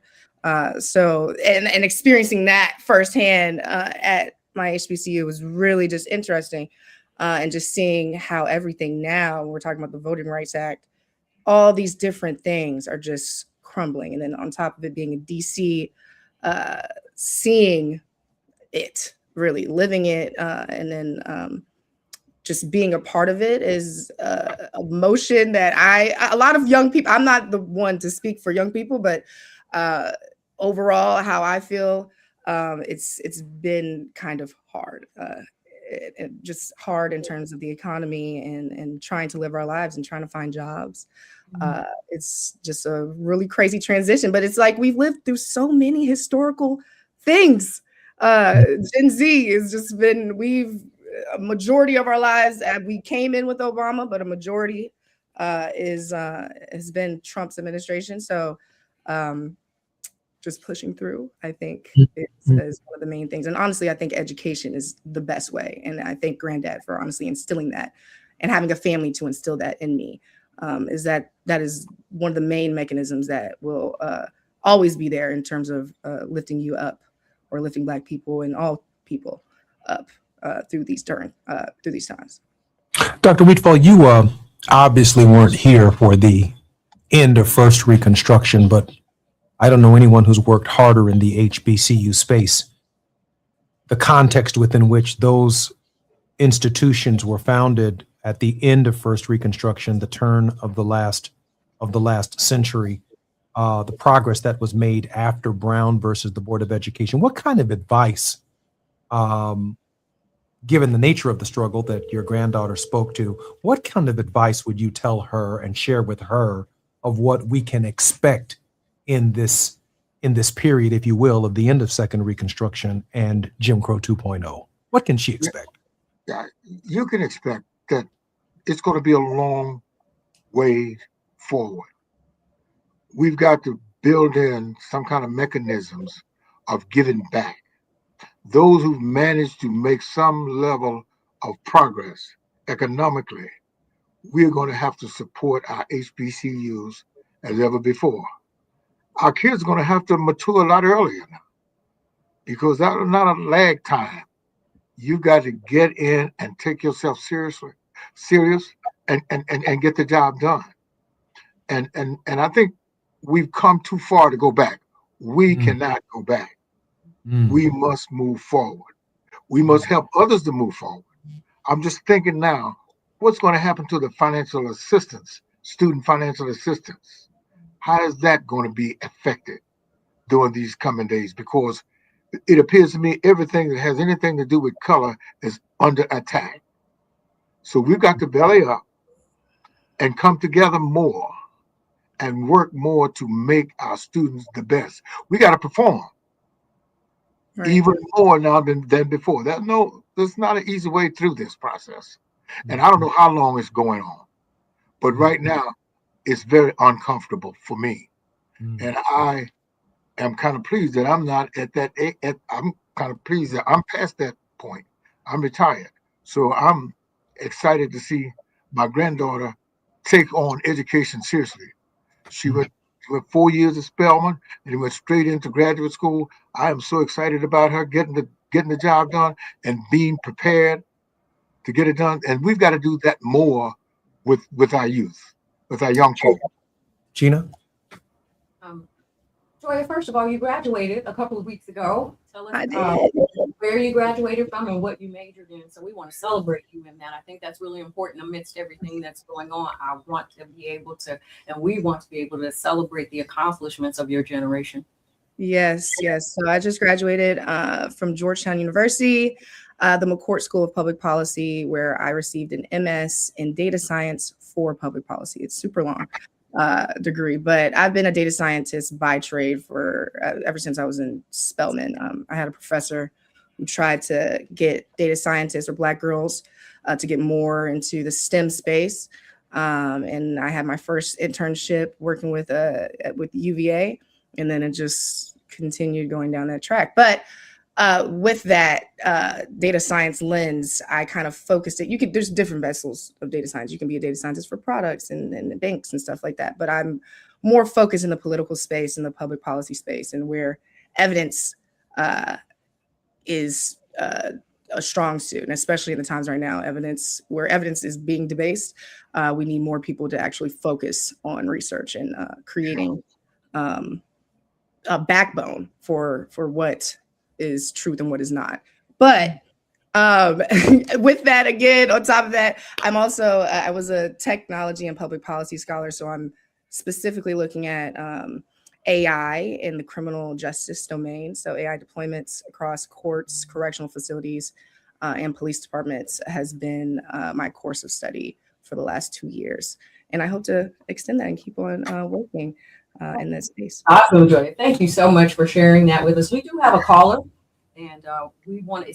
I see you. Welcome to the Jesse Jackson Jr. Show. What's your question for Dr. Wheatfall and his granddaughter Joya?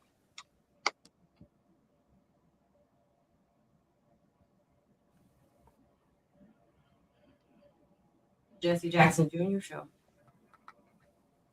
Hi, how are you? We're good, and we are looking forward to hearing from you. Yes, I've noticed that everybody's feeling confident about voting in large numbers, but I can't help but think, being a child from Gen X, that the votes are controlled by computers. I really feel Kamala won, but Congress chose Trump. I'm just wondering whether we could vote as much as we could, but that the computers that they have now would choose whoever they wanted. Wow.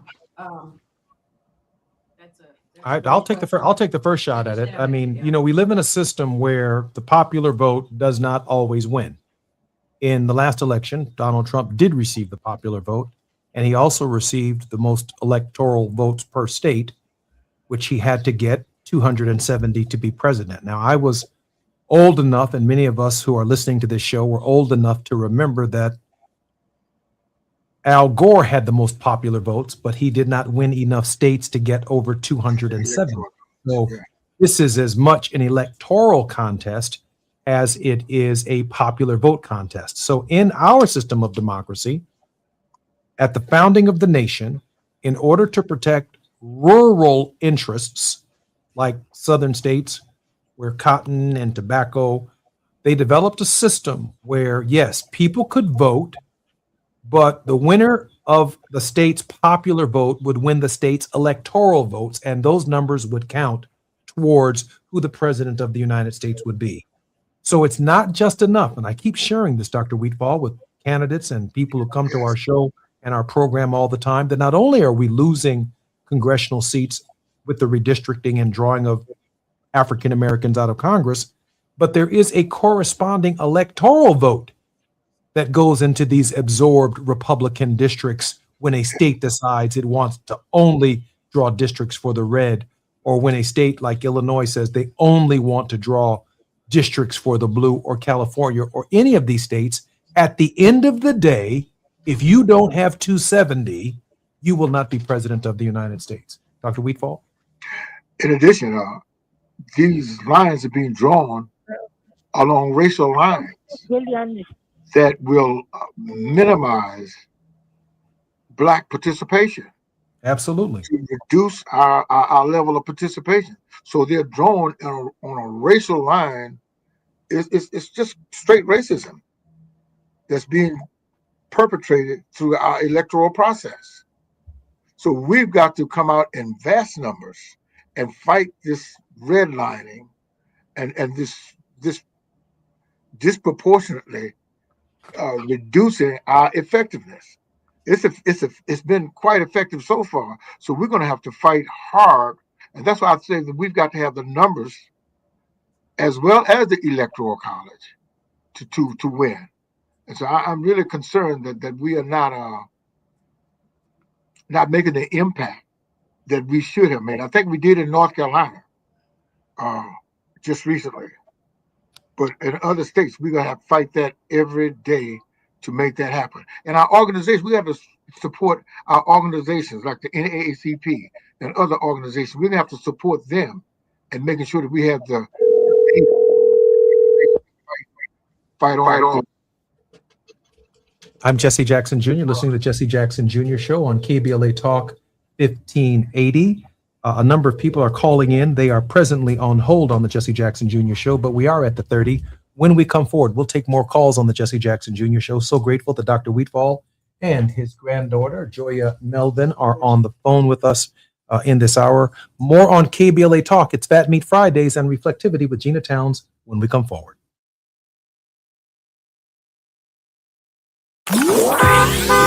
It's afternoon drive time with Jesse Jackson Jr.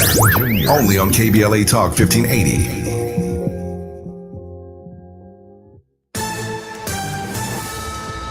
BIN News this hour. I'm Doug Davis. Happy Friday. Coming up, Dr. Karen Fields Lever returns as we close out National Women's Health Month. She leads a multi-million-dollar dental practice in Chicago, but also serves financially challenged families with her mobile dentistry initiative that's changing lives and smiles. Stick around for part 2 of our conversation as we take a look at her partnership with the Steve and Marjorie Harvey Foundation and the importance of educating young girls about oral health. But first, here's BIN News now. The Florida House and Senate have passed the state's nearly $115 billion budget. Black State House Minority Leader Fentress Driscoll calls it inadequate, while Republicans say it's fiscally responsible. There's not enough for affordable housing. You know, they mentioned that there's a pay raise for teachers, but they can only use it in certain ways and only for certain teachers. Governor Ron DeSantis says he'll sign it after issuing vetoes, and lawmakers return Monday for a special session on property tax reform. A federal judge says President Trump cannot rename the Kennedy Center or close it for renovations for now. The judge ruled only Congress can change the center's name and temporarily block the planned 2-year closure. The lawsuit was brought by Black Ohio Congresswoman Joyce Beatty. And rapper and singer Tory Lanez legal Head team to is Waba filing Grill another weekdays after 3 p.m. for their $5 happy hour and try their new Chili Crisp dumplings. Bold, crunchy, and tossed in a fiery crisp paired with a premium Waba beverage drink like their authentic Thai tea. Get both for just $5 only at Waba Grill. It's for you. This is the KBLA Sports Minute with Ray Richardson. The Dodgers are back in action tonight after a day off Thursday. They start a 3-game homestand tonight against Philadelphia. The Dodgers, 16 games over 500, have won 5 straight and are 12-2 since May 12th. They lead Arizona by 4.5 games in the NL West. For the first time since 2018, the NBA Western Conference Finals will have a Game 7. The San Antonio Spurs and Oklahoma City Thunder meet up tomorrow in OKC. The winner moves on to face the New York Knicks in the NBA Finals. At the moment, OKC is a 3.5-point favorite. 5 p.m. tip-off tomorrow on NBC. Tonight at 6, it's your Friday night sports fix. Out of bounds and prime time. Join me and my co-host Neil Scarborough for 60 minutes of sports chatter with some black folks flavor. You can hang out with us on the KBLA YouTube channel or hit us up at 1-800-920-1580. No debates, no speculation, just the info you need. That's your KBLA Sports Minute. I'm Ray Richardson on KBLA Talk 1580.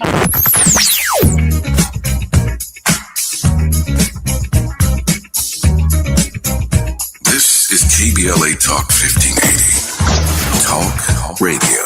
That's music to your ears. We're unapologetically progressive. KBLA Talk 1580. We've got a lot to talk about. I'm Reverend Gerald, the life coach. Is someone you love struggling with addiction and mental illness? Is improving your family's health important? Want to leave a legacy that your family can grow? Are you ready to enhance your perception of life experiences? Then wake up weekends at 7 a.m. with Urban Family Focus and get the wisdom, opportunity, resources, and motivation to live your best life. Join the conversation on Urban Family Focus Saturday and Sunday at 7 a.m. Unapologetically progressive. KBLA Talk 1580. We've got your black. My name is Cynthia Mitchell. I've been an emergency room nurse in Los Angeles County for 25 years. I've been there through every fire season, every outbreak, every earthquake. Every time Los Angeles needed us, the doctors and nurses of Los Angeles County showed up. And right now, I'm seeing another disaster coming. Trump's cuts to Los Angeles County's healthcare system are a public health crisis in the making. Medi-Cal, public hospitals, disaster preparedness are all at risk, but we can stop it. Measure ER fights back against these cuts. For a half a penny, we keep emergency rooms open, care within reach for working families, and doctors and nurses serving the communities we love. When you vote yes on Measure ER, you're not just voting for healthcare, you're voting for LA. Vote yes on Measure ER by June 2nd. Ad paid for by Yes on ER, Restore Healthcare for Angelinos, sponsored by St. John's Community Health and Health Justice Action Fund. Ad committee top funder, St. John's Community Health. Let's be real. For too long, too many of our students have sat in overcrowded classrooms in underfunded public schools. But as head of the San Diego School Board, Richard Barrera changed that. Under Barrera's leadership, student literacy rose from the state average all the way to #1 among major urban school districts. Barrera led the way for smaller classrooms and for teachers to be paid what they're worth. Barrera funded more counselors and mental health services, and community schools that teach real-world skills for future jobs. A community organizer who became an education leader to fight for our kids. The only candidate for State Superintendent of Public Instruction, Backed by the 310,000 classroom educators of the California Teachers Association. Vote Democrat Richard Barrera for State Superintendent. Ad paid for by California Teachers Association Independent Expenditure Committee, not authorized by a candidate or committee controlled by a candidate. You have something to say, and we want to hear it. KBLA Talk 1580 is engagement radio, not outrage radio. A place where your hopes, your frustrations, and your ideas are welcome 24 hours a day, 7 days a week. Real talk, real people, real Los Angeles. KBLA Talk 1580, the station that sounds like the city looks. Tune in on your AM radio dial at 1580. Download our free KBLA 1580 app or listen live on our website at KBLA1580.com. Unapologetically progressive. You're listening to Jesse Jackson Jr. on KBLA Talk 1580. The Jesse Jackson Jr. Show. The Jesse Jackson Jr. Show. The Jesse Jackson Jr. Show. The Jesse Jackson Jr. Show. King Volley drops the beat. Come on and talk with me. Come on and listen to the me. Come on and talk with me. Come on and listen to the me. KBLA Talk 1580. I'm Jesse Jackson Jr. Welcome forward to the Jesse Jackson Jr. Show. It's Fat Meat Fridays and Reflectivity with Gina Towns. Our very special guest are Dr. Wheatball and Joya Melvin, his granddaughter. Gina, I think we have a call on the live line. It's Marty King. Are you there, Marty? Marty is from Chicago. It's Martin Luther King. Here. You there, Marty? Yes. How are you today? I'm good. How are you? Great, Marty. You're live on the live line, Marty. The whole world is listening to you, my brother. How are you? I'm good, Congressman. How are you? Great, thank you. Do you have a question?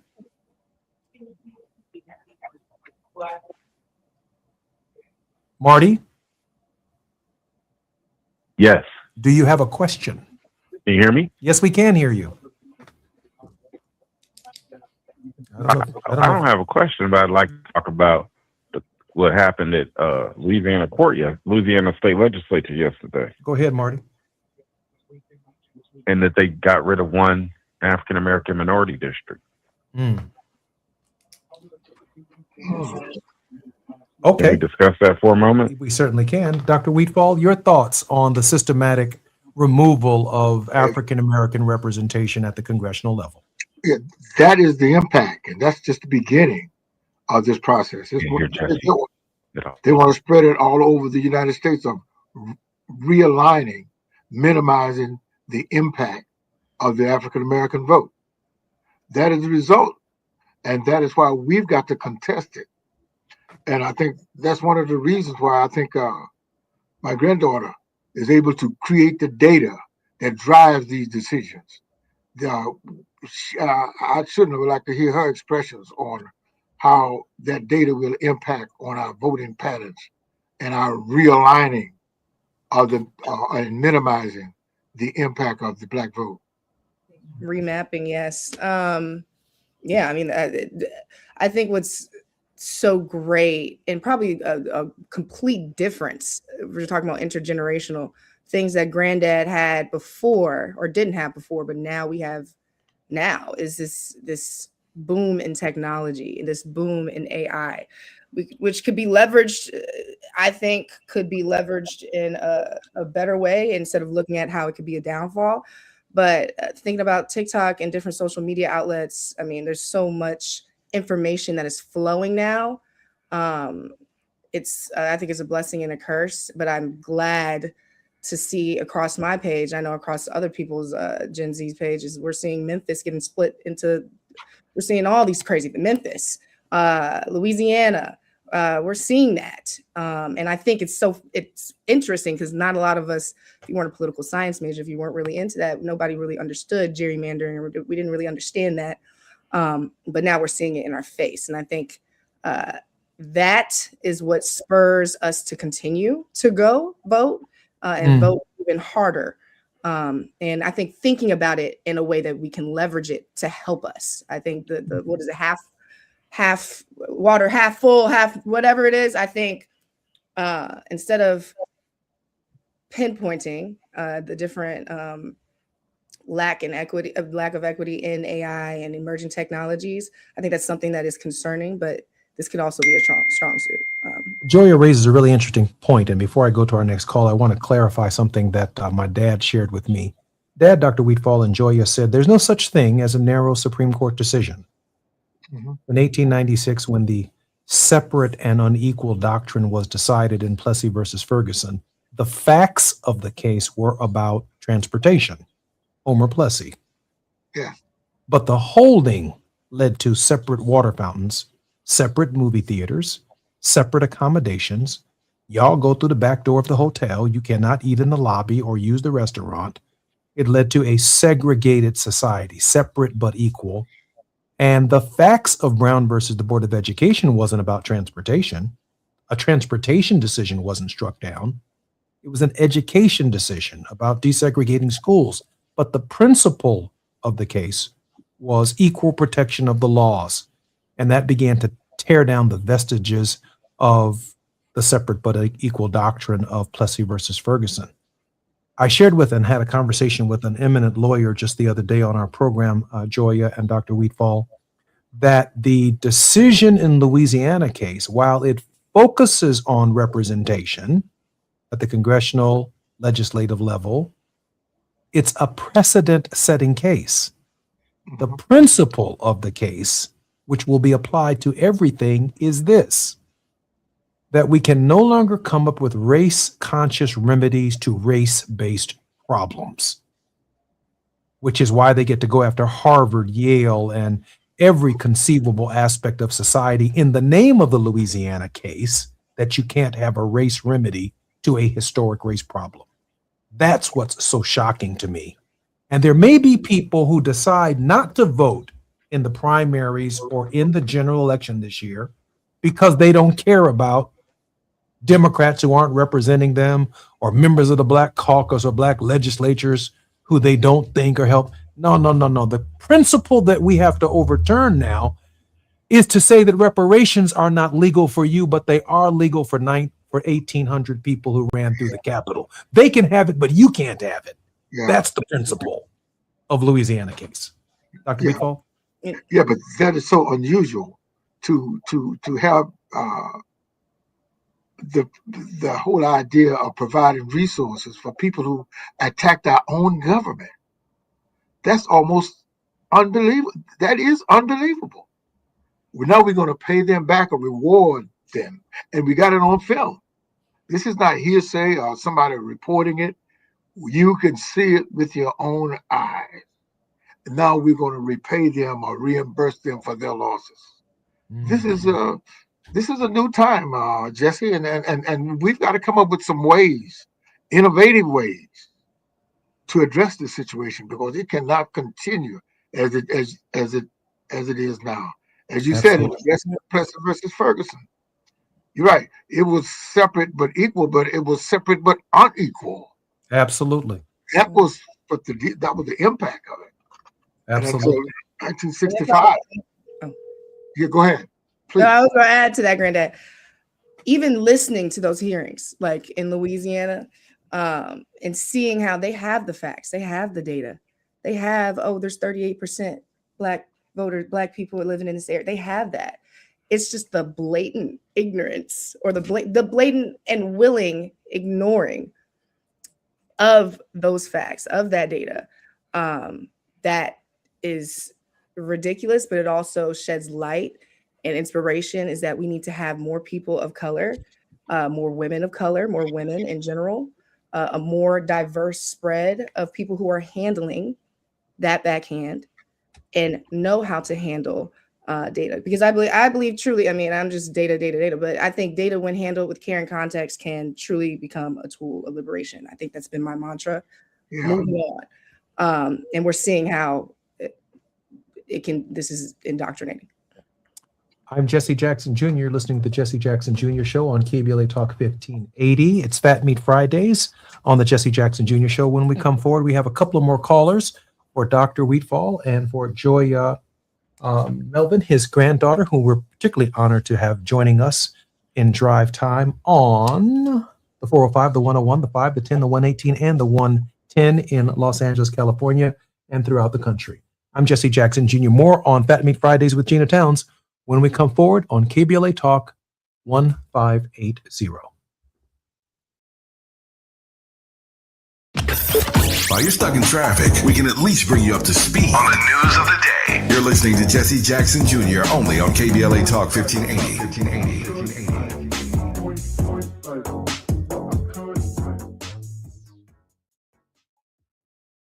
Are you still pouring gallons and gallons of water into a thirsty lawn that never seems to get enough water? LADWP has a special offer for a free water-saving front yard refresh available to eligible LADWP residential customers. LADWP handles all the work, including lawn removal, installing an efficient irrigation system, and planting beautiful California-friendly plants. Save water and lower your bill with a free front yard refresh. See if you qualify at LADWP.com/LEAP. That's LADWP.com/LEAP. Going to a World Cup match in LA this summer? Ditch the parking stress and ride Metro. With direct service from across LA County, it's the easy way to get there for just $1.75 each way. Let's be real. For too long, too many of our students have sat in overcrowded classrooms in underfunded public schools. But as head of the San Diego School Board, Richard Barrera changed that. Under Barrera's leadership, student literacy rose from the state average all the way to #1 among major urban school districts. Barrera led the way for smaller classrooms and for teachers to be paid what they're worth. Barrera funded more counselors and mental health services, and community schools that teach real-world skills for future jobs. A community organizer who became an education leader to fight for our kids. The only candidate for State Superintendent of Public Instruction, Backed by the 310,000 classroom educators of the California Teachers Association. Vote Democrat Richard Barrera for State Superintendent. Ad paid for by California Teachers Association Independent Expenditure Committee, not authorized by a candidate or committee controlled by a candidate. Are you still pouring gallons and gallons of water into a thirsty lawn that never seems to get enough water? LADWP has a special offer for a free water-saving front yard refresh available to eligible LADWP residential customers. LADWP handles all the work, including lawn removal, installing an efficient irrigation system, and planting beautiful California-friendly plants. Save water and lower your bill with a free front yard refresh. See if you qualify at ladwp.com/LEAP. That's ladwp.com/LEAP. KBLA Talk 1580. We've got a lot to talk about. KBLA Talk 1580 joins you in standing for voting rights. The midterm election campaign season is here now. The 2028 presidential election is right around the corner. When We All Vote is a leading national nonpartisan initiative on a mission to change the culture around voting and to increase participation in each and every election by helping to close the race and age gap. Created by Michelle Obama, When We All Vote brings together individuals, institutions, brands, and organizations to register new voters across the country and advance civic education for the entire family and voters of every age to build an informed and engaged electorate for today and generations to come. When We All Vote empowers their supporters and volunteers to take action through voting, advocating for their rights, and holding their elected officials accountable. It's all in for 2026 and 2028. Please visit whenweallvote.org to stand up for your rights, voting rights. This is a community call to action from KBLA Talk 1580. Success is picking up extra shifts for your family. Now you want to be the boss. Success is getting your foot in the door. Now you want to take the next step. Success looks different to everyone, and University of Maryland Global Campus can help you reach your goals. And there's never been a better time to get started on your future. No application fee if you apply by June 1st. As an accredited state university, UMGC has been transforming lives for over 75 years. With more than 135 undergraduate and graduate degrees and certificates, online and hybrid courses, personalized support, financial resources, and lifetime career services, achieving your dreams is more possible than ever before. Choose the program that's right for your career goals and get started on your next success. No application fee if you apply by June 1st. Learn more at umgc.edu. That's umgc.edu. Certified to operate in Virginia by Shell. Now back to more of Jesse Jackson Jr. on KBLA Talk 1580. The Jesse Jackson Jr. Show. The Jesse Jackson Jr. Show. The Jesse Jackson Jr. Show. The Jesse Jackson Jr. Show. King Quality drop the beat. Come on and talk with me. Come on and listen to the me. Come on and talk with me. Come on and listen to the me. KBLA Talk 1580. I'm Jesse Jackson Jr. It's Fat Meat Fridays on the Jesse Jackson Jr. Show with our creator, Gina Towns, our very special guest, Dr. Wheatball, and his lovely granddaughter, Joya Melvin, a recent graduate of Hampton University, also in graduate school now. We're particularly proud of Gen Z and the insights that she's providing. Gina, I think we have a call on the live line. We do. Hi, Kathy Rivera. Are you there? Kathy?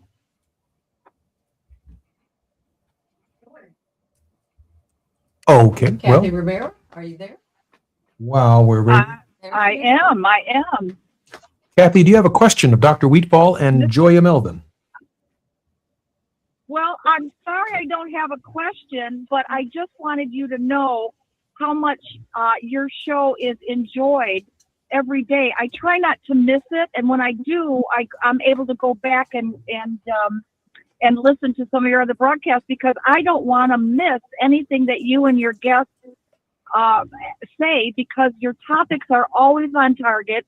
The intelligence of your guests and the doctorates and the masters that you bring to your table for discussion is always just the best. And I just wanted to tell you very quickly, I'm getting my nails done in a salon, and I had your broadcast on my cell phone, and I said to the ladies around me, "Oh, I'm so sorry, I've got it on too loud." And they went, "No, don't. Who is that? Who is that?" And I said, "That's Jesse Jackson Jr. and his show and his guest." And you were talking about redistricting, and they wanted to know more. So I had to give them the link to your show, and so you've got a fan club at this end of the northwest suburbs. But so I just wanted to say thank you for everything that you're doing and all the intelligence that you bring on every topic. I feel like I'm in school, which is a good thing. Kathy, thank you so very much for your call. Gina? And before you go, Kathy, for your friends and for everyone who's listening, you can go back and listen to every show at YouTube, KBLA, YouTube, and the Jesse Jackson Jr. Show on YouTube, as well as Facebook. I'm really great. really excited about that. Yeah, thank you again. Thank you, Kathy, for your call. Joya, we try to end our show on a word of hope, and we ask our special guests to offer that word of hope. And because Dr. Wheatfall normally delivers the final word of hope, I'm still going to give him the opportunity to do so. That's always the top of the hour in the last 3 minutes of our show. But given that you represent Generation Z, a completely different market for us, and a market that, according to Dr. Barbara Arnwine, who's a regular contributor on our program, when they led a march just a week, maybe 2 weeks ago in Alabama, she was so impressed by the number of people who showed up, literally thousands, specifically from your generation, who are activating in ways that some of us whose knees are a little tired and our feet is a little tired, but we are not discouraged because we're motivated by what you're doing. Can you offer for all of us a word of hope? Yes, I would just like to thank you all for having me on with my grandfather, who has been such a pivotal figure in my life in terms of enhancing my education and at Spelman, now to Georgetown, and now even further. And he's just been a main inspiration in terms of being around me and lifting me up.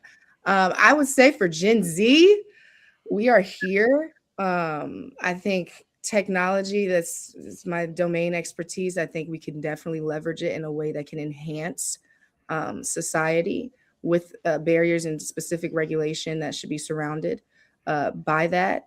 I don't think it should deter us or put us further away. I think this should be an advancing thing for us going forward. And I think that we all know that we should all be going to the polls, specifically seeing everything that is going on. That is only really the thing that we have going forward. And be strong. You can get a job. The job market looks crazy. Eggs are crazy. Gas prices are crazy. But we've been going through it these last since we were born. Honestly, I think about that. Can I ask you a question? Yes. Is it different for your generation, though? I mean, the generation that's passing all these laws is not your generation or overturning these things. So is your generation a little more unified in like, what are you all doing and we can correct this? I think seeing it in numbers and not even just the polarization that we're seeing in Congress and things like that. I think we know that there's a right side of history to be on. I think that being a principle, being there, having that is something that we know. I think upcoming in the years after everything that is going on, we're probably going to see this come back in our face. And I think we know that wherever you stand right now is where you're going to be remembered in history. Dr. Wheatfall, Wisdom with Wheatfall, Joya, is what we called your grandfather's show when he made his first dozen appearances on the Jesse Jackson Jr. Show. Now we're back to Wisdom with Dr. Wheatfall. Dr. Wheatfall, we're so grateful that you're well, that you're doing well, that you brought a member of your family, another generation. Dr. Wheatfall, we have about 3 minutes before we come forward. We have a national and an international audience. Dr. Wheatfall, a word of wisdom, a word of hope.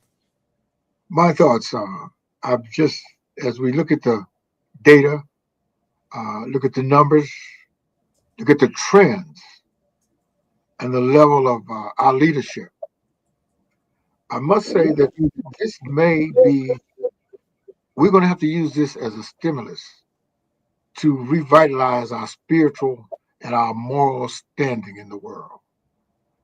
Our churches, especially our Black churches, we're going to have to come together and begin to, while we pray, we march. While we pray, we do something. We go to the polls. We encourage young folk to do the best that they can do, because we have, a crime in the Black community is unacceptable. We've got to push our political leaders to deal with the crime, and not the crime of creating crime, going in, taking people and putting them in prison for nothing. I'm talking about Black on Black crime. We've got to connect that to doing something to increase the quality of life for our young folks, so that they'll have an opportunity to work hard and make sure that by working hard, they'll be able to overcome some of these barriers, because this thing is not going away easily. This is a long, drawn out 2025 plan. And sometimes I wonder, where are we going with this? And so I think spiritually and morally, we're going to have to come together, all of us, not just Blacks, as I indicated earlier, but all of us are going to come together on a moral level to manage our situation, because our people are suffering. Our people are suffering too much behind this situation. I appreciate that very much, Dr. Wheatfall. Gina, I shared with many others, including when the Democratic Convention was here in Chicago and they honored my father, that my father initiated a Rainbow Coalition. Yeah.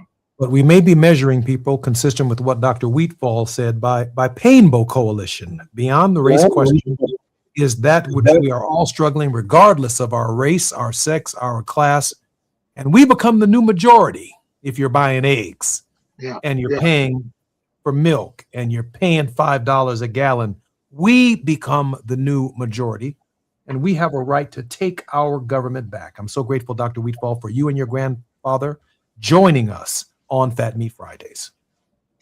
Thank you. I appreciate you, and continue the good work. Thank you so much. Thank you, Gina. A great week of work, and excited about our program. More on KBLA Talk 1580 when we come forward on Moving Mountain Mondays. I'll see you then.